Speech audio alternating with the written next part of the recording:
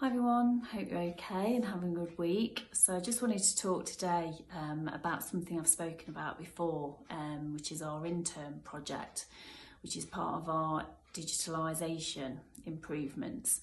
So I'm pleased to say that Clifford's managed to complete all the tasks that he was set within the project and he's met all the objectives. So I'm really pleased with what he's produced, and he's worked really hard, and it really will make a difference once we've implemented it onto the shop floor. So certain data collection that we do, we're streamlining it and making it more efficient and improving its integration into the current systems that we've got in place. So I'm really pleased with the outcome. Really wish Clifford well. He has got a few interviews, so I'm hoping that he's successful in those.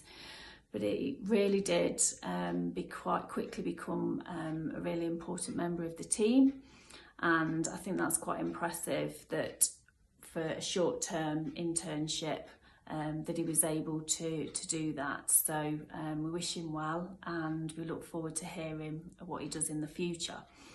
So I hope you're all having a good week, and we'll catch up again soon.